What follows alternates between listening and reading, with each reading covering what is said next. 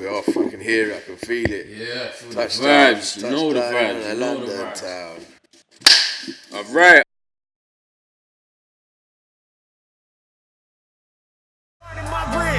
And nigga, it get dark in the dead. Question is, homie, with the sharks, can you swim? Smell fake, smell pussy, smell fear. Killer instinct, we can tell what's pretend. Welcome everyone to the Stay Working Podcast, the first ever Stay Working Podcast, here to build a legacy with my brother Ian Hoyers, the founder, leader, ambassador, the person that sets the example in the Champsbarbers movement. How you doing, my brother? Very, very good. Big Very, OG, very big blessed OG. to be here. Thank you for having me. Yes, man. Thank you. Thank you for inviting me to be the first on your podcast and your show. Yeah, man. I feel blessed, bro. Yeah, man. That's what it's about. How was your day, man? Let's start with that. Well, like always, been working.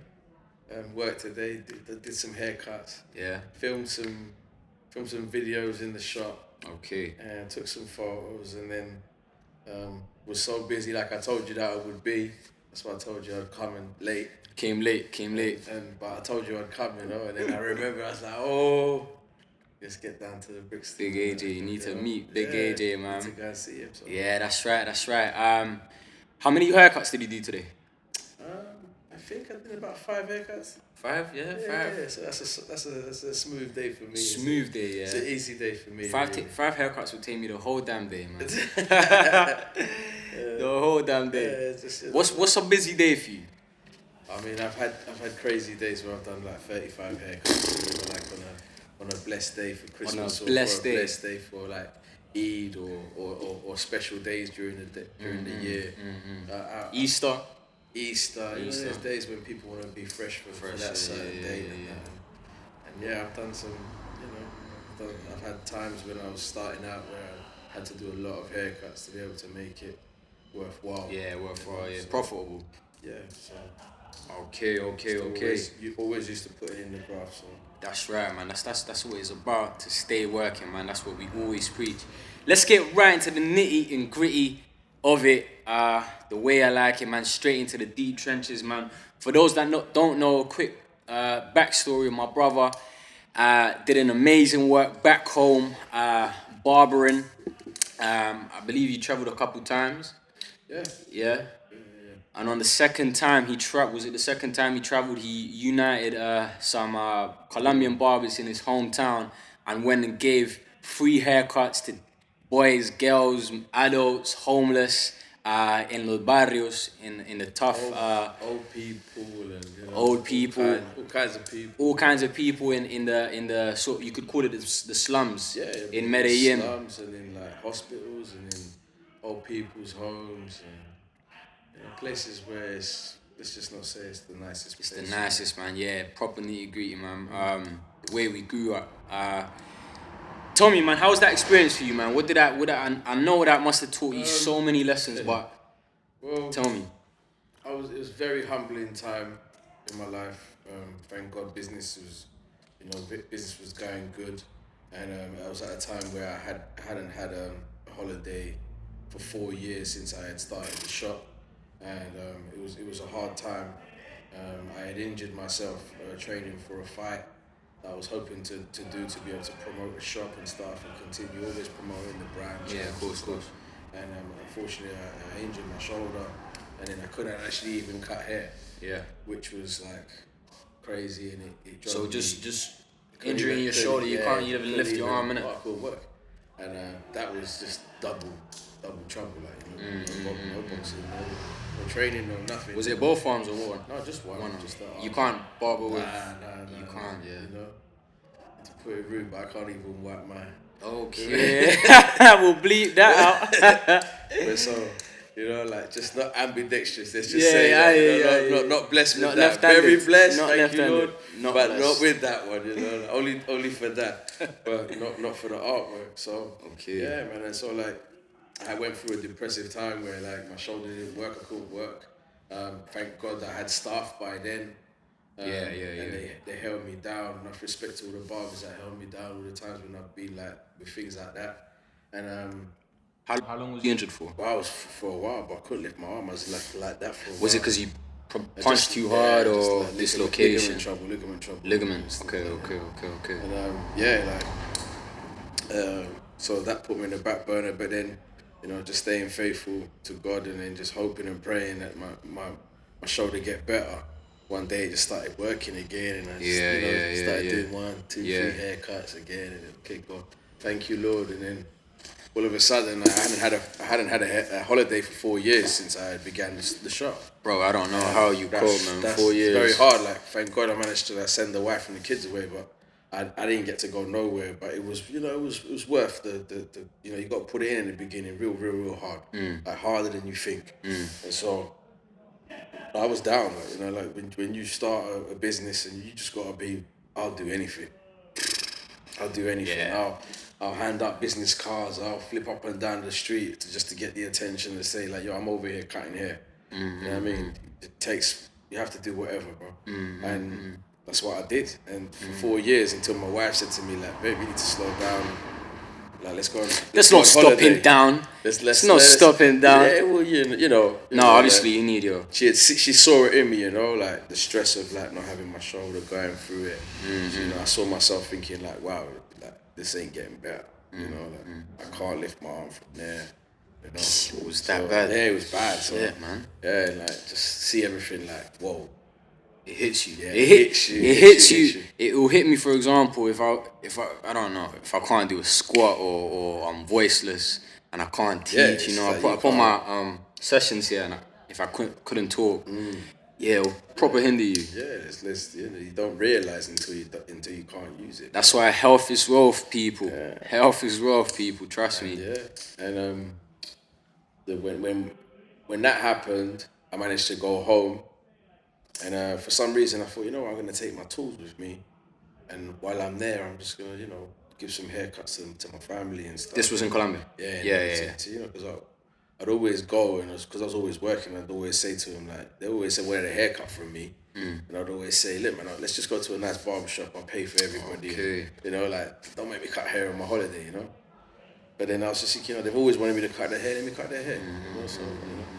And then on the plane, as I was taking off, for some reason I was anxious. Obviously, I ain't been on a plane for 4 years. I'm thinking, like, I was anxious. I was weird. I was nervous.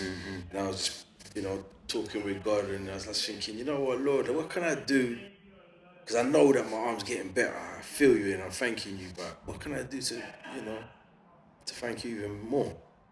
And then it came to me like, boom, let's go. I'm gonna go on the street and cut los gamincitos. Like the street kids that live orphans and shit on the street. Yeah. That's what it means. So like unfortunate people with not a good background. Yeah, but in Colombia there's a lot of kids on the street. Yeah. Which is even worse. It's even it's not like here. It's not like here. It's not like you got all like people in school. The systems where they look after the kids and give them foster homes and all that. Yeah. Kids running on the street, no shoes, no clothes, no bad, living underneath bridges and stuff. So I said, I'm gonna go and cut them. Yeah. And then I went out there, and then I threw some links. I did some schools. Sorry to cut you. What I want to get into your mind a bit. So what was your reasoning behind choosing? I don't want to say demographic. Just these kids. What's the reasoning behind? Was it because you want to help out? Something that came out of the heart? If it's that, let us know. I don't know. It was just something like, what can I do? Like, from when I was a kid, whenever I went back to Colombia with my parents, I always saw those kids on the streets, and it always broke my heart. Yeah, man. And I always wanted to give them money. But obviously, my mum and dad would be like, yeah, here's some money. But after you see so many of them, they'd be like, yo, we can't be giving them all of them. And I'd be like, but why not? Yeah, it gets like that. But then as you get older and you know the value of money and that, you actually go there and there's so many of them, you can't be handing that dough because too much. Yeah, it's true. So then you can't do that. So how else can I give back or give them something? It's true. It's something that, like those kids and homeless people walk past them. I don't like that. There's people. It's heartbreaking. That's someone's son, someone's daughter, someone's someone's mom, someone's dad. And that always stuck with me. So it just come to me like, you know what? Let's help them out. Yeah, just go and talk to them. You know, if you can take them a little juice or a little drink or a little food. And Trust me, the that's smile it. on their faces. Yeah, and that's what I when did, you give them a little tampico. Yeah, something. And Crazy. the maddest thing was that the people that I linked up to do it with, I went out there and I realized there's so many people that first time I did it, I went to a school. After I did a few homeless guys underneath a bridge, that was too many. Like I did I think about 8 guys that just shaved their hair off. Guy that hadn't had a haircut since he had come out of jail 14 years ago. His hair was down here. You know, and like everyone's smiling after I cut their hair. They're like, wow. You know, I think a trim when you're living in them can just as little as we see it as a trim, as going to get a little shape up and a little fade. For them individuals, I think a trim is life changing. That was crazy. It's like you feel life changing when you go to the barbershop here in London, but imagine the triple effect when you're homeless, when you're living under a bridge where you don't even have anything to eat and you're getting a trim. When people step over you, when people just look at you or they just walk past you, they don't really acknowledge that you're there. That's the sadness. You know, like, you know, homeless people here, they put their hand out, people actually give them a coffee, there ain't no one giving you that. But people have just about got enough for themselves. Yeah. So there ain't no one really going out here. So they'll give food but it's different out there. Yeah. So that was an experience in itself, seeing some things. And I went up to like some slums where there's no like running water, there's no electricity. That's a madness. See some mad. What's the name of that specific place you went to? That's a place where it literally is built up, and it's called Jerusalem. Okay. Just like Jerusalem. Okay. And like it's like the slum on top of like on the hillside, innit? Yeah. And that's a madness. And to go up there and it's corrugated like plastic and metal and stuff, and people stealing electricity from each other, innit? People building like a hut or a home out of anything. That's crazy to see. Yeah. A lot of alcoholism, a lot of drug addiction, a lot of like madness, prostitution. Yeah, a lot of crazy things. Yeah, so that was very, very hard. I went to a school, right, and that's where I realized that I needed homies. I needed more barbers. You needed a team. I need a team because like, there's a picture on my Instagram. It's mad, where I'm cutting hair on a playground of a school, and I didn't know, but apparently, like the school obviously told everyone that this barber's coming to cut everyone's hair, and everyone's parents just signed the way. They saw you. Yeah, everyone's parents was like, yo, like they signed the thing, like, yeah, you can cut my son. Oh, there was a form. Everyone had to, a photocopied thing, like, yeah, I say yes to this guy coming to cut the hair. But the queue was mad. The queue was I think I seen the picture. You know what? If I can insert it in the video, I'm gonna do it. I've seen it, and you can see the whole panorama. But you see this queue of kids going up the steps, coming like a canteen, innit? And then the parents, when I had to tap out, I had to like my machine is dead now. Like I can't even like stand up no more. Like I've done about 50 sighting youths and that, and they're like, what about my kid? And I was like, lady, I'm on my own. Then that most awkward moment when you got about 8 mums just looking at you like, what? Girl, I should leave. You made me sign that and you made me stand up here. It's like, wow. So I made the promise I'd come back. Yeah, a little extension would have done you good though. I came back. A little electricity extension. No, we had that, man, but it was just like, yo, I was. It ran out. I ran out. Yeah, he ran out. But no, it was like too much. And so I thought, it was that much. I promised them I'd come back. Next year I came back with 8. And I went back to all the places I said. 8 partners. 8 barbers. 8 barbers. Next time I went with 14. Oh, so you've done this multiple times? Yeah, I've done it before. I tell you, like, I try to travel to Colombia twice a year. Once with the family, so that, I spend time with my family. Because the first couple of years I did this was on my holidays, bro, and my wife and kids be cussing me because they want dad. Yeah, they want dad, and they had a holiday with me for 4 years, and I'm out here cutting and giving them. But time for a good cause, man. For a good cause. I felt that God had spoke to me and told me like, I just gotta look after my people. A lot of people that need someone that's like to take care of them. We'll just give them a little boost, and that's all. That's big. And it's like that's so on the 3rd year I come back with like, bro, no lie, bro, about 30 barbers. No, 20 something barbers. Mad. And all of this was it? Did you contact them personally, or was it the fact that you built up this reputation? Because that speaks for itself. That's something. That speaks for a bit itself. of both. I'd say a bit of both. You know. So they hit you up. They were, Ian, I want to be part of this. Yeah, I've had a bit of both, man. Like I've also done events to like give back. I've done seminars out there where I teach barbering, or they want to talk to me about business and starting up and doing. Those are one of the big keys to success. Giving back. Would you agree? Yeah. So yeah, it's important. So I've done that stuff, and so they met me there, and then from that, and then through Instagram and stuff, and like messaging people, and obviously I know some of the most influential barbers out there. Okay. That cut the footballers, so they're really popular out there and stuff, and I know them from doing barber battles. Yeah. Funnily enough, I've done a barber battle out there on a in a garage kind of space like this, but bigger. Okay. That's the video's probably on the Instagram too. It's this right there. Okay.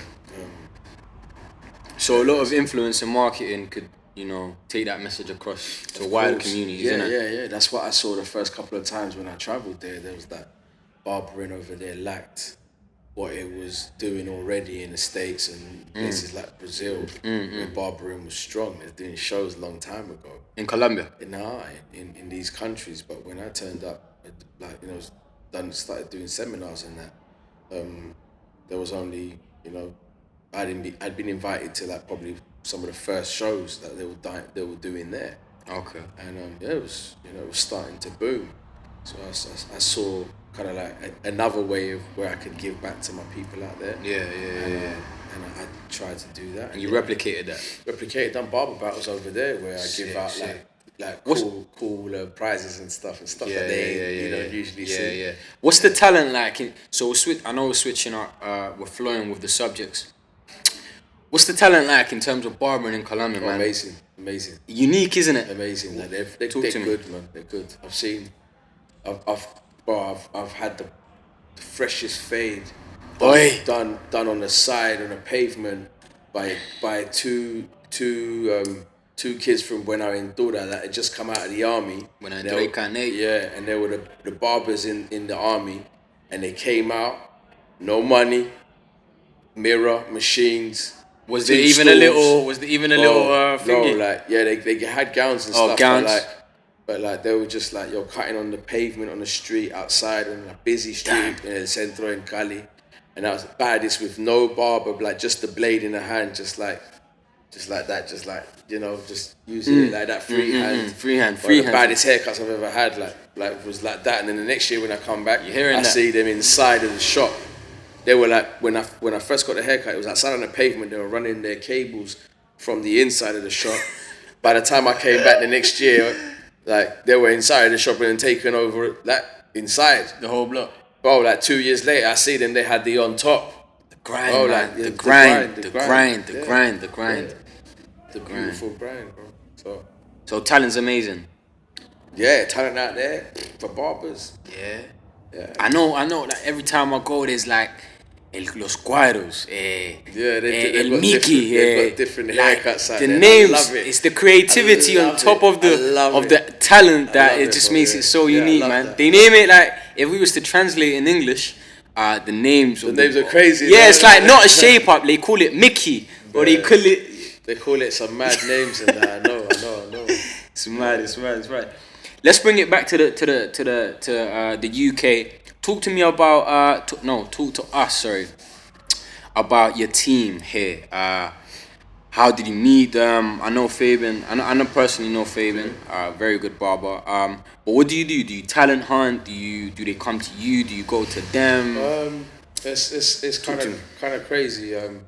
I started the shop on my own, and I actually tried to do them all on my own. I used to say that I actually didn't want to do it on my own. I wanted it in my office, and that's how I started it. Just the chair, myself in the mirror, my wife with the desk answering the phone for me, and like taking care of the guests and stuff. Okay. And I actually wanted to I'll pay the rent somehow, but I just want to do it on my own.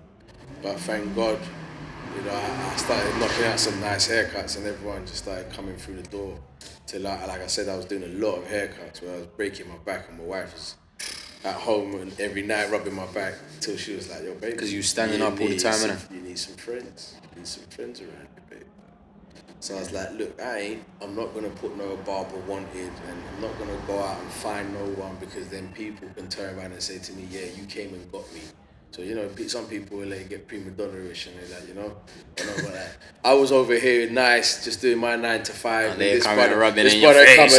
This brother come and grabbed me and made me work hard and you know. And be bossy in that. so I was like, nah, I'm not doing that. I'm not doing that. So I just prayed to God and I said, God, if you're gonna send me someone, please send me someone like this and like that. You know? And you know what, bro? He did. Prerequisites. Yeah, I just prayed, you know. Yeah, that's the only prerequisite. And it came through for me like always, and the team just started building. And like I said, I've never actually put up a post like a barber wanted or a thing on the job center or on the window of the shop. I just said like, look, God's gonna send me the people like He always does. So it's God sent then. It's yeah, God sent. It's none of that. I always say people like God sends me people because they deserve to come, you know, like, and because they're worthy of it. yeah, and I give a lot of people a lot of chances, bro. I give people like, oh yeah, can I come and cut for your team and that, man? I see you, I want to be like a part of your team. So like, you know what? How long you been cutting? Like, oh, like this, like that. Oh, not too long. Come and show me. Come and show me. You know, bring me a friend. Or if not, you know, come cut one of my barbers here. If you got the confidence, because the barbers in the shop are really like they're very talented. Yeah. Like, to get a job there, I've had barbers come for their trial, sit down, look at the barbers and go, you know what, champ, thank you for the opportunity. To be honest, I'm not ready. I'll come back when I'm ready. Like, that's honesty. So to get a seat in your shop, you have to beat the champion. Yeah, they have to be a champion. They have to be a champion, kind of like, you know. But that's the real life world, though. Yeah. Although we've got like apprentices where, like we're teaching from the beginning. I've got 2 nephews at the moment that are like now cutting hair. Okay. And they're doing it well, you know, like. Obviously they're starting up like apprentices and stuff, but we work them so hard that like when they come, when they start, they started already like real good, you know what I mean? Plus they've got a lot of like talent around them, so it rubs off on them. Yeah, it's so contagious. They're like, they look around and they're like, yo, it's just like in the gym. When you see a guy next to you pushing hard, you're like, right, I need to push hard. I'm looking kind of slack here. And you ask them or something. So the same thing. So I'm very proud of my team. They stay working. See what you did there? They stay grinding, bro. Like they hard working team, and it's just that's a blessing, man. It's one of that's the things. Blessing, man. It's one of the things I ask for when they come for a job. Just work say, hard. I'll give you a job, but just work hard. Like when it gets tough, I'll start crying to me and that, saying that, go home and that, because you ain't gonna last long. You know, you'll last until you know. So like, don't come here to just dilly dally or just pretend. Don't come and do no 9 to 5 shift and that, because this ain't about that. You know? And just believe that in the modern world, and to stay afloat and doing like being able to do all the like nice things like this stuff, you've got to be able, like, all of this costs, bro. Yeah. And you got to be able to, you know, work hard to be able to say, all right, then cool, that extra little bit, I'm gonna put it towards and invest it into, you know, giving back, or that's right. You know, that's right, man. That's right. So it never stops. That's what I'm trying to say. Yeah, of course. It never stops. The grind never stops. Of course, man. You got to stay working. So, so now that you have, so how many barbers do you have at your shop? Is it? I think does it decline? Does it? I think it's at about 10 now at the moment. 10. Yeah. Is it? In terms of numbers, is it temporary? Does it go up? Does it go down? Does it stay 10? No, I've got like, including like my two nephews that are like, they're now cutting literally, so they'll doing it. So yeah, it's about 10 of them that. It's a big team, man. It is, man. It is. It's a whole football squad. It's a squad, man. It's a squad, and all of them are artists, and all of them have like, you know, I always say that every same as how every customer that comes through the door is a different world in itself. Yeah, everyone has a story. Same at the gym. Same at the gym. So the same thing happens with the barbers, and they're like artists, and like really artistic. Really like part of being a barber is being able to be a bit boasty with it and creative. Creative. And look what I can do here. So that's what makes people look over and go like, I want him to cut my hair. Sell themselves. I've seen your team, man. They not only are they great barbers, but they have a creative edge to them. Some rap, I believe. I always ask draw. when they come. I always like, what do you do? What else do you do? Yeah, like do you dance? You sing? Like lift weights. They think I'm funny and stuff and that. But there's a bit of that. There's a bit of all of it. There's a bit of. But you wanna have a bit of that in your barbershop in the modern world, right? Well, I just I like to give a chance to everybody. Okay, so to be honest, I'm a bit of a softie to that. Because I like to, if I see someone that's trying, I give them the chance. Sometimes people try, but they're not trying hard enough. Right. But I like to give the chance. Right. And so you get to see a lot of people, man. And sometimes you get people that say to you like, no, like, why are you bringing that guy in, bro? Like, he don't look like he's on it. And I'm like, how do you know? A lot of people forget. Once they're in, a lot of people forget the first day that they came to me. That happens a lot. So you've got to give opportunities.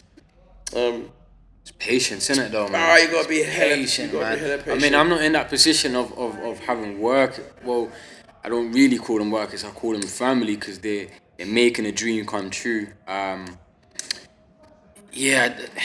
don't have that, but I imagine you just gotta be so patient with them because they're bound to fail. They're bound to maybe cut the wrong bit or mistake. There's always that. Patience. Just today I had to a regular guy that comes to the shop all the time. I see him. I know what he likes in his fade. And he came past me. He went to pay and I was like, let me see you, chap. Let me quality control that. And he turned around and I was like, I know you don't like quality control. I know you don't like your thing like that. So you know what? Let me take you back downstairs. Alright to detail, man. And so the barber's an experienced barber, and I said to him, yo, and he was like, nah. What happened? I said to him, just sit down, take care of him a little bit more here and here because I know what a gentleman likes. It's just simple. Beautiful. It's just a beautiful service, bro. That you're trying to give them. The barber learned. Beautiful. And you're just trying. And it wasn't you're telling them off. We're trying to raise the bar on each other, bro. Yes. To each other. Yes. Each one teach one. Yeah, I That's see. Right, man. That's right. So, last question in terms of team environments. So how do you manage them? What are some of the tools that you use to manage them and in terms of communication? What was that? Oh, punching in the face was that? Oh, box him up. I box him up. Box him up. No. I wish I could sometimes because I got a young team. I like to keep a hungry and young talented team. I feel you spotted me there, bro. Yeah, I know. You left me hanging, then you did it. So my grandma used to say, keep your barber young and your doctor old. Grandma talking about barbering. I got it. Like when, what was that? Repeat that. Keep again? your barber young and your doctor old. So you want your barber to be young and hip and in fashion and in time with what's going on, right? And hungry and ambitious and you want your doctor to be old and full of experience and seen every kind of illness. I get it. So a balance between hunger and wisdom and that. Yeah, it's okay. You keep your barber young. So I've always like to keep a young team around me. Okay. Of course, they know what styles in. They know what's going on. They know what the fashion is. They know the music or what's going on. And then you're the OG. You give him. Give the wisdom. Yeah, I give them the wisdom. I keep training my team to give out those haircuts and nice haircuts and keep giving. As a barber, That's a fine balance. We give out confidence. We give out character. We give out advice. Yeah, we give out, solidarity, man. There's a lot of giving as a barber, and so it's nice that I like to keep like I said a young creative team. But along with that comes a lot of learning. Yeah, of course. You make mistakes to learn. Of course, man. So people are gonna Bag make of mistakes. Bag of People are mistakes. gonna make mistakes. Like you said, you're gonna have to have the patience to go. Let him make mistakes. Okay, cool. Like, Take that deep breath. yeah, I've had to have patience with my nephews because you know, like there's always that comfort zone where that's uncle. Because they're family. Yeah. Uncle's got me. Yeah, I won't lie. Because I'm blessed to have my uncle's garage here and use it. You know, I've just invested in a little. Did that touch your nerve a little bit? No. I'm admitting. No. Big up uncle. Big up uncle, man. Listen, if it wasn't for him, if it wasn't for him, I wouldn't be sitting here. Yeah, man. Yeah, that's why for me it's not about resources; it's about resourcefulness. That's a Colombian thing, bro. Yeah, that's it's a Latin thing, innit? Bro, you see people in Colombia, you see people selling apples and fruit and stuff and out honey. of their window. Apple and honey. Yeah, people sell like houses will open up a window in their living room and sell stuff out of their and if that you know that's homemade cooking. People go up to the window and buy it, bro. And like no, you know you're eating good. They sell ice cream outside. That's Doña Maria's arepas and that, bro. Doña Esperanza. That's how Colombia is, bro. Yeah, nah, man. For real, resourcefulness, man. Resourcefulness. I think that's the key word of today, man. So going deep into the Champsbarbers. Tell me a bit about the symbolism that boxing has in barbering, and is there a link? Is there not a link? And how you merge the two together, man? Because it's very magical. It's magical to see how you manage to merge the two and make a product. It's been my two loves from when I was a youth. Okay. When I was a baby, like I used to watch fights with my pops. My pops used to fight. My granddad used to fight. My uncle. So it's in the genes. Yeah, my uncle used to be help my pops with his training, and he was like first guy to like show me how to swing and like hold his hands up with me and stuff. Then I had there was a boys club underneath in the World's End. Big up the Chelsea Boys Club. Big up. Where I hit my first boxing bags and stuff and all that, and first fights as a kid and that. So you started boxing in the UK. Yeah, and then my first like street stuff, but boxing I learned in Colombia. Okay. And then when I found the boxing gym here, that was like really cool. Then played football, played a lot of football. All Colombians play football. Yeah, all Colombians play football.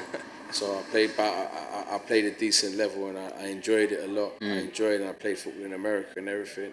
Played at some semi-pro clubs and done a YTS at QPR and then a schoolboy at QPR and then played for Fulham too, which was a lot of fun and stuff. Decent. Cool. And then after playing football, went back. Always like trained boxing, but never really like went with it. And then went back when I stopped playing ball. I was like into the barbering. I was always cutting like my teammates and stuff. Always like that was like the tradition. I was always like the team barber and stuff, and Shit. And I don't think there's that in these days, boy. Yeah, like I was just that was always me. Like I was always like, yo, let me freshen everyone up before the game and that. And, yeah, it was like I was traveling like but I always loved the barbering. And then stay in fitness and that. Just done my thing with the boxing, and carried on. Went back to boxing. Unfortunately, I lost my grandma. And I comfort fed myself and I blew up real bad. Okay. I got really, really big. During football?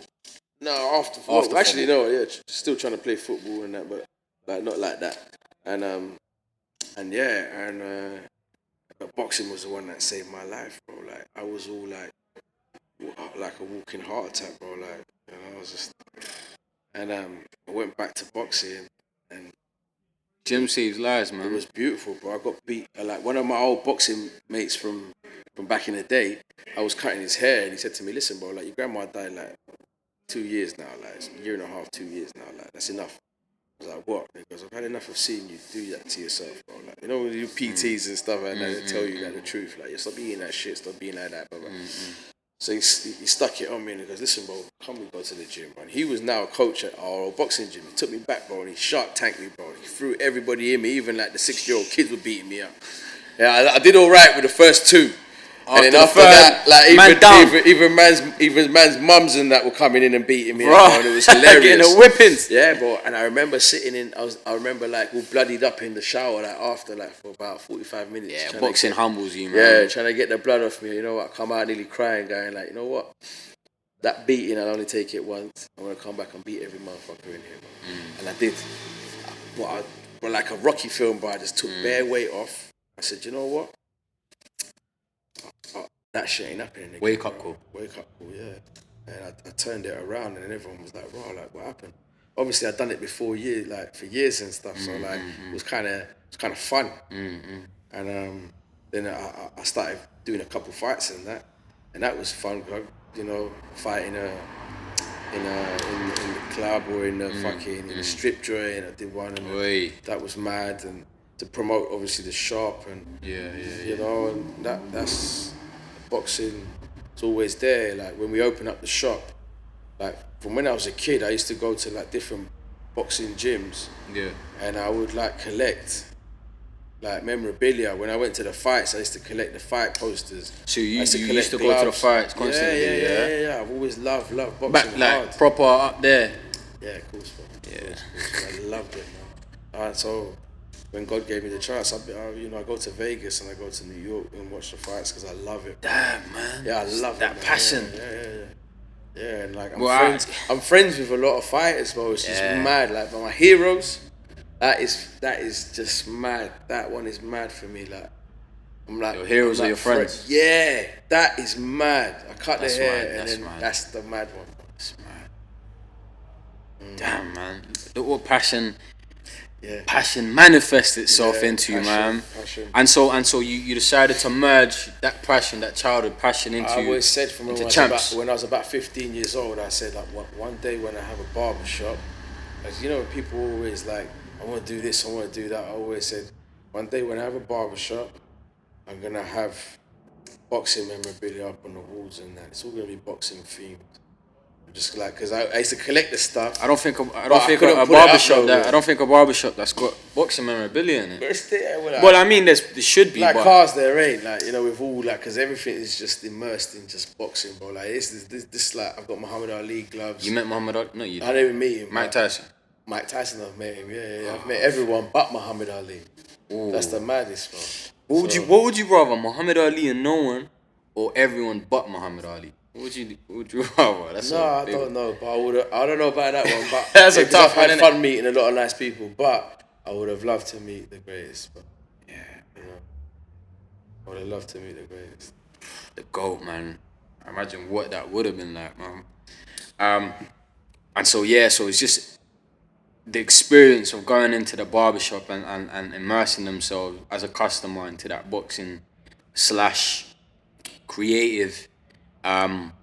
What's that experience like for customers? What's the experience you want to offer to the customers with your? Well, I don't know. I guess barbershop. I guess like from what I've told you, you can probably tell that I love barbering, I love boxing, innit? So like, I truly believe in barbers that, and even yourself in like when you have a gym and stuff at the moment, you're doing it here, like you said, resourcefulness, but. One day when you have a gym, you're gonna want it to like represent your personality, like coming off the walls, you know, you're gonna want you're gonna even want the toilet and the bathroom to represent you. Yeah. You feel me? Like you're gonna want it to I want this clean and I want it like this because that's how I want it and I want it. So that's a big point. It's important. It's a big point to have to have that creative edge. We Stay Working was lucky enough to start in a garage, which cars come in and out. So just the way, and I want to raise this point, just the way that when you was little, you used to say, when I have my barbershop, I'll make it around boxing, the theme of boxing. From young, I've always said that I'll own a gym one day. I don't own this gym, but I'm using it as a gym. So that's a big step already in itself. But when it's on my name and under We Stay Working, guess what? There's gonna be cars in the gym because it represents where I came from. Yeah, so that's a big point. That's love it. Which I think there's one gym I've seen that has cars inside it, but it's in the US. Is it? It's got Lamborghinis in that inside. Wow. Like there's a pasture where you can push sleds, pull sleds, run, sprint, do a lot of a lot of sprinting. And right next to the pasture, it's like a turf, innit? Right next to the turf, there's a Lambo, bro. Just there sitting. I don't know if it was an auction, cuz I don't know, but it's just sitting posted there all day, just seeing gals squatting. Yeah, but it's just like I can imagine it's a motivation, you know, like it's a motivation, man. man. Like, cause I have people here. I'm blessed to have members. I don't even see them as clients. I see them as future members and ambassadors of We Stay Working. Yeah. I have them doing burpees in this dirty floor, bro. Yeah, I think there's like there's a hard working like aura about the garage. Like I said, I've got people doing here burpees, man. Back to the point of it's what my uncle set. My uncle set a really big standard. Actually, it wasn't even my uncle; it was my family.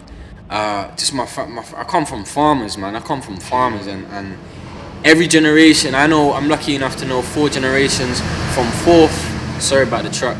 From 4th to the 3rd to the 2nd to my generation, bro. We've just been leveling up. Humbly, I'm not saying crazy levels of leveling up, but just from the farm to the city, from the farm to the small shack in the city, from small shack in the city to a nice, with dignity house in the city, from the city to London. And it's my next homework to take it a step further. So my uncle's just a work freak, and that's why I called it We Stay Working, because my family, where I come from, is just staying working. That's all we know what to do, man. That's all we know how to do. And so when we're training, I'm always shouting, stay working. In other words, just keep on pushing, keep on pushing, because that's all we know. So yeah, man, that's what Easter working represents. You get me? So talk to me about, like, it interests me a lot about people, their stories that made them. I know there's plenty of stories, but if there's one story that, I don't know, that taught you something that you probably never would have thought about learning, or something that's made you, like, added a new value, added a new principle to you, to your mindset. Is there anything such like that in your career? So any story that made you, that taught you a crazy lesson? When I was a kid, when I used to go to the boxing gym, and there was a trainer called Roy. They're all called Roy, innit? Big up Roy, I love him. He used to say, go on the running machine, and but everyone that turned up would go on the running machine. But I always used to try and be the last one off of the running machine. So I'd be the first one on and the last one off. For me, it was a psychological thing to stay on there longer than everyone else. Everyone got told to do half an hour. Sometimes I'd end up doing like an hour and 15 or something, just because I wanted to show the other kids around me that I could stay on there, and they would be looking at me, and I try to keep that when I used to go through every session, like on the running machines. Yeah.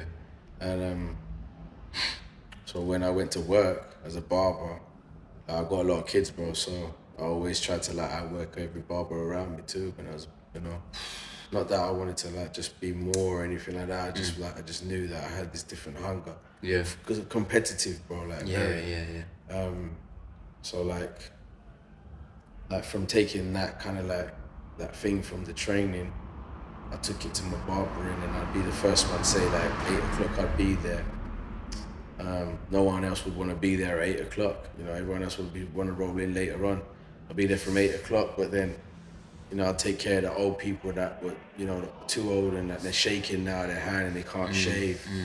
I'll take care of those guys. But then guess what? Like from taking care of people, first thing in the morning, like they'd go back looking fresh and be like, oh, Dad, you had a shave. And I did, and and I didn't have to do it. Like so, the son would come round and go like, yo, like you the barber that blessed my dad. And I'm When like, something's so good, you just don't want to stop, innit? So they'll be like, yo, you blessed my dad, and I was like, yeah, and he goes, yo, Come bless me. come give me a haircut, and then they'll tip me because like maybe I'm saving them time and having to shave their dad, or maybe I'm just giving their dad like an extra conversation or like a little just showing love, and that showed me that being first through the door, and then never saying no to no customers. Like so when people at the end wanted to go home, and like barbers wanted to go home and watch EastEnders and shit, I was like. People come roll up that last guy. You don't Big know point, what, man. Big You point, don't know big what point. that guy's on next day. Yeah, He might yeah. have the biggest thing going. That night he might have a date Something and might you happen don't to want to him. roll up on that woman that he's meeting might be the future his wife or something, or he might have something special the next day. He might be getting married the next day. You just don't want to say like, listen, I'm getting married. I've been there, like, and I've rolled up and like, I need to get freshened up, and every barber in the shop. And you like, become more than a barber, innit? Yeah. You become more than that. So then I realized, just like when I was on the running machines or in the gyms and that, I was like, just out work, just stay work and stay hungry and always like be the first one in, the last one out, outdo everybody, and Big. Bro, maybe that's one of the things that like your virtues. just like you said, like it's the same thing in my family that everyone just really worked hard. I think like every Colombian out there, every Latin and every like immigrant, that came over here to like just like you said, get away from living in shacks and shit, bro. Yeah, man. You got to be grateful that we got the chance to be here. For real. And that, going back to that point, I like to say, if I could replicate what you just said into like a gym environment, man, like saying no to any customer. I find like the fitness industry, like there's niches, right? There's niches, and this is me prematurely speaking because I'm a young cub in the industry, and I'm like look what I'm doing. Do you know what I'm saying? I'm trying to make something out of myself. What I see in the fitness industry is that there's niches, right? And what does this niche represent? A certain demographic that's got the availability to have a membership with us, where the money is, right? Yeah. Niches are followed by money. But what I don't see is a lot of community projects, a lot of gyms that want to build a community first and a business. I see that is scarce. There's a couple, there's one around the corner, which I was part of. I want to become one like that. I've got people of all different backgrounds coming to my gym and saying to me, man, AJ, what you like? Bro, I'm only 21 and I never thought someone saying this to my face. Because of you is why I'm here. Like every morning I see you on Snap, on Instagram. You're just staying working. You're staying true to your message. I don't like to marginalize these people, but drug dealers, people that are selling, that are consuming, they're coming up to me and saying, what you do inspires me and I want to be like you. So there is where I give my affection, and I'm like, you know what? You want to train? I'm not going to look at your pocket. I'm not going to look at your color, your background, if you're Colombian or not, if you're black or not, if you're white or not. Just come in. I'm not looking at niches first. And this is where I want to break the mold. Just train.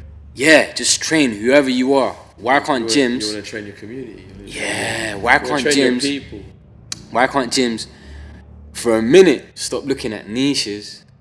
And trust me, if you used to look at the community side of things, the amount of exposure you get is much more than that of that specific niche. Yeah. You got your vision, but you got to go for it. Yeah, man, 100%. Last but not, just to round off this amazing chat with my brother. Let's talk about the Latin community, man. Let's talk about something that's deep in our hearts, that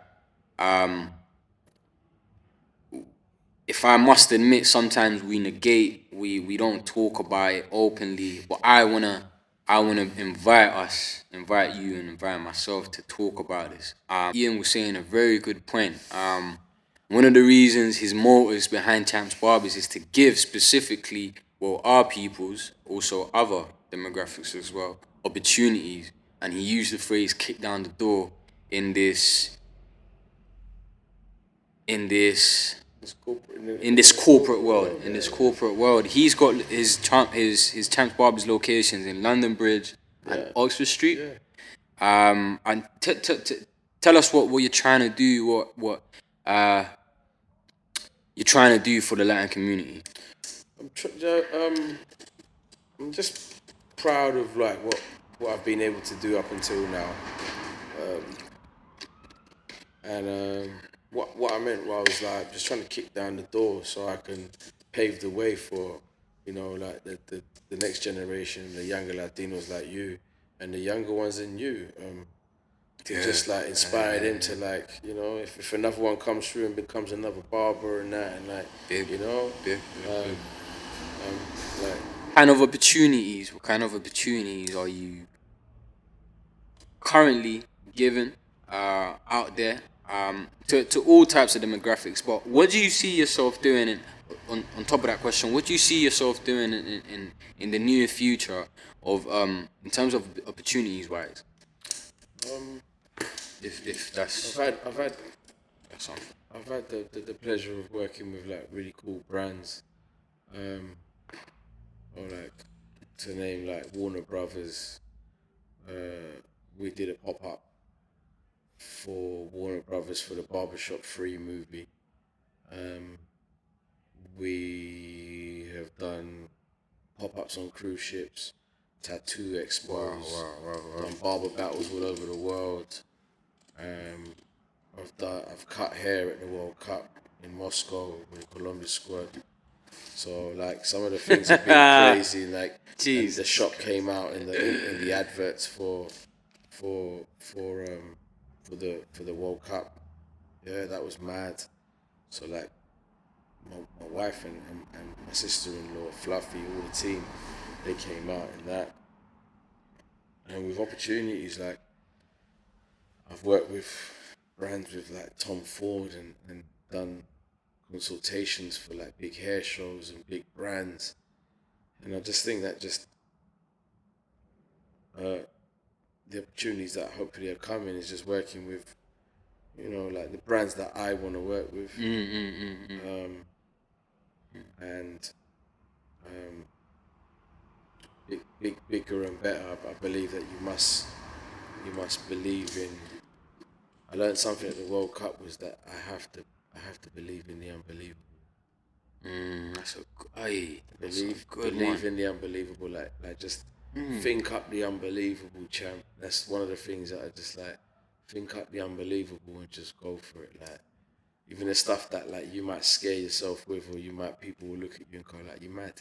Like, That's a good quote, yeah, like I've just learned to like, because when I found myself in Russia, I was like, what am I doing here, bro? Like, of all the barbers, all the people, like, I'm here.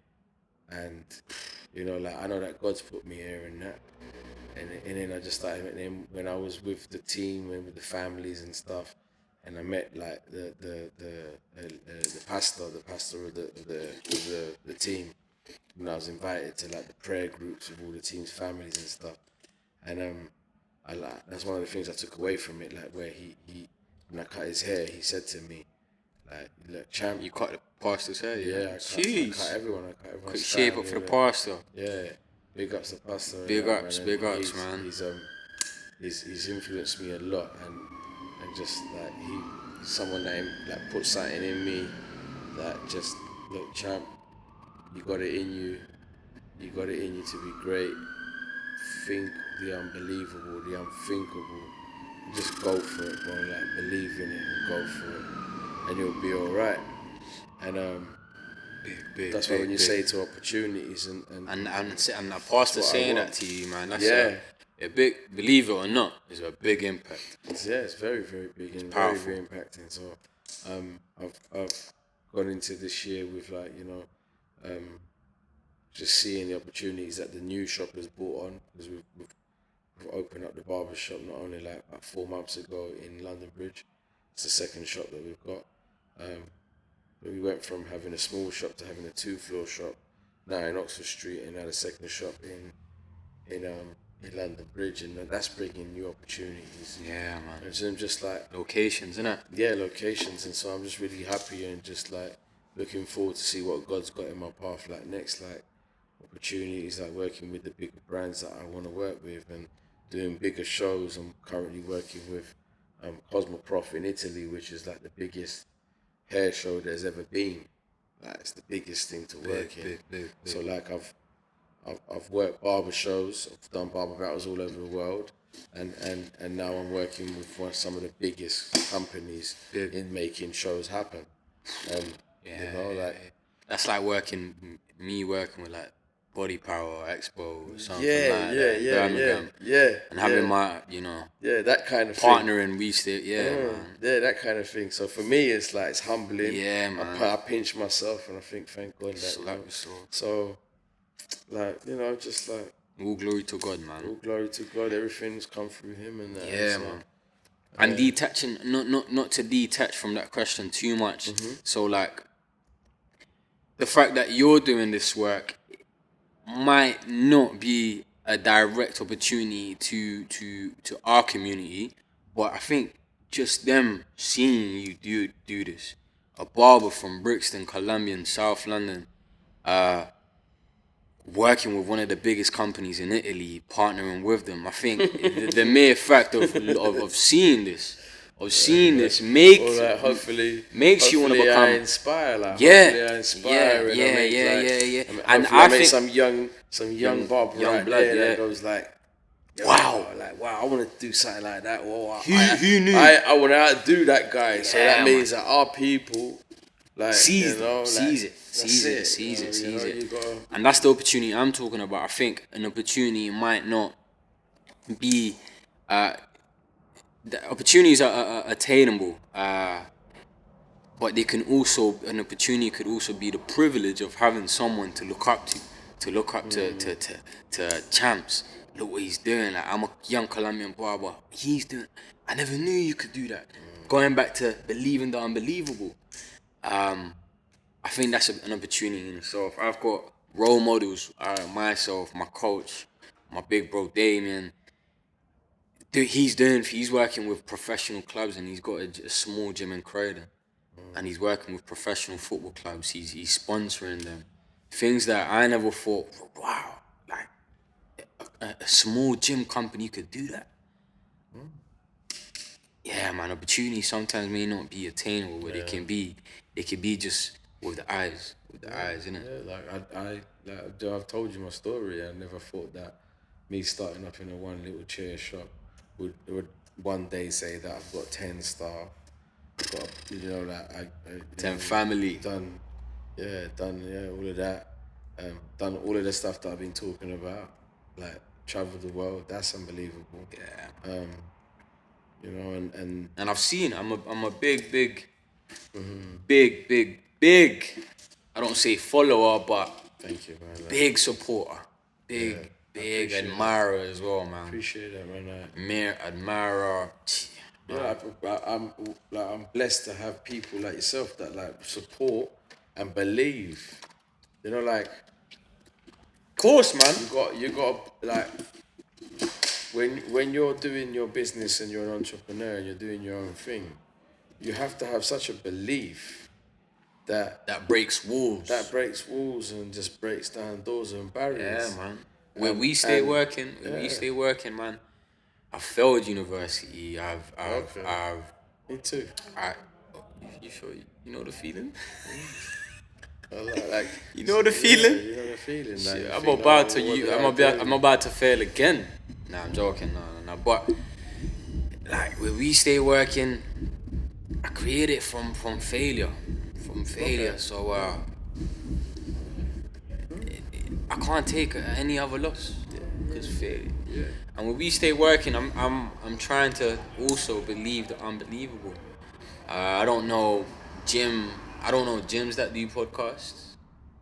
Okay. Yeah. I know what you mean. It's hard to I to put my finger on it. I see what you mean. And so many other I see what things, you man. mean. And so many other things which you'll be blessed to. Failure is how we learn, Yeah, man. and making mistakes, and so like I love making mistakes, bro. yeah, exactly. That's how You know, that's champ? how you get better. Yeah, man. What's your plans for 2020, brother? What's your plans? Big boy dreams, big boy plans Big boy ahead. dreams, big boy. Bit like so like I just want to work with. Be boastful about it. Let's go. You know what? Like Let's go. You know what? I came up with a new barber battle. Oh, I came up with a new concept for a Ooh. barber battle that I executed this year. oi! And Top I secret did it. stuff. No, it's not top secret because I did one Drum roll, already. drum roll. I did one already in the Carnaby Street at the Pro Direct store. Where I teamed up Puma and Pro Direct. Look at that. And, Can bring night through maybe. And yeah, and so I was like, thinking the unthinkable. Okay. And realized that I made it happen. So like, I'm working on what the next crazy thing is, and I'm working on how I align champs with some more crazy brands and like cool. I'm very big into like Champs into the fashion. culture and the fashion. Like our culture is very fashionable. Right. I'm into that. I'm into our music. Into our we've got the artist Fluffy at the shop. We've started up our entertainment company, Champs Entertainment. Sick. Sick. So we're doing all YouTube channels. I've got I'm starting up a YouTube channel for my sisters. Doing like also kind of like a food review podcast kind of thing where they're doing like we're doing something like that. I've got another plan for another family that I think they're just like super duper like cute and dope, and I think that like they can be inspiring to the young Latins out there, and just trying to like help other, like I love to help people Man. get better and Shit. create. That's a mutual and, feeling, yeah, man. so that is one side of what I want to do. I plan to align myself with the UFC gyms. Oh. Yeah, so like my old Plus we stay working in there. Plus we stay working. we my old boxing promoter is actually opened up the licensed UFC gyms in the UK, and so I plan to do work with them. And again, I've other brands and the Italian job, which I call it at the moment. I call it the Italian mafia job. I'm actually I'm in the middle of actually learning like Italian and stuff, so I can go there and when I'm sat down in between their bosses, I actually want to be able to understand and actually say what I feel, instead of having to like put them through having like translators for me and that. Although they will put that for me, I want to actually be able to surprise them with with hard work. Yeah. I want them to realize that, bro, we believed in this guy. And now he's speaking our language. He's speaking our language, and he's showing how hard he wants to be here and that he respects. Yeah, immersing yourself in that culture. If I was going to China, I'll be doing Chinese, bro. So I don't know about Chinese, but I'll be doing it, bro. Because I believe in disruption. It's a whole different. I believe in disrupting yourself. I believe in most definitely. Disruptions, and I believe in making yourself uncomfortable. Vulnerable. Brixton made. Brixton born, Brixton preaching. So yeah, big plans ahead of the new year. Blessings upon blessings coming, God willing, and man, I can't wait to see Champs keep on shining, keep on cutting them unique, them hard to find haircuts. And just shine, my brother. Just shine, man. Just shine. Listen, I brought you a big gift. Part of the We Stay Working. Oh, nice. Part of the We Stay Working. I don't even know what to say. Family. Family. Part of the We Stay Working family. A brand new We Stay Working reflective tee. Nice, man. I'm gonna come back and train. Hope you enjoy it, brother. Hope you enjoy it, brother. I've been wanting this for a while now. Yeah. That's how we started. That's how we Big started. boy packaging and that. Yeah, man. Show him what we're dealing with. Yeah, bro. Show him what we're dealing with. Big boy packaging. I love it. Very, very nice. See that? Yeah.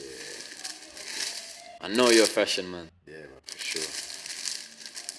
Love it, man. Thank you, brother. Nah. Bro, like, you know big what? love, big love. Listen, man, just stay working. Very proud of what you're doing. Keep doing and keep inspiring, man. Like, you know, keep training hard. I love what you're doing when you've got like all the people in here, like training. I love your videos. You know, like makes you want to go out and do some burpees outside. So A bag of burpees, man. yeah, man. So you know, like just keep at it, and just know when it gets hard, that's only because you're growing. And you know, just like let me just see you keep growing, bro. Yeah. Likewise, brother. Thank you for being here. Thank you for having me. Nah, man, it's been a pleasure, man. Big ups, bro. It's been a pleasure, man. And respect. The founder, listen, this is the first ever interviewee of the Stay Working podcast legacy, man, and it's just getting there. Big up. Nah, man. Thank you for coming, man. We'll wrap this up. Thank you, Have man. a great evening. Thank you for watching. Grateful. YouTube, Facebook, Instagram on both Champsbarbers platform, We Stay Working, and Forever Grateful's platforms. Thank you for watching. We out. Stay working. Come get a haircut. Bye. Nigga, it get dark in the dead. Question is, homie with the shorts, can you swim? Smell fake, smell pussy, smell fear. Killer instinct, we can tell what's I be pretend. getting to the money, ain't a damn thing funny. You can see this cash all on me, I be on it till I'm after that, then I've been getting to the money, ain't a damn thing funny. You can see the cash all on me, I be on it till I'm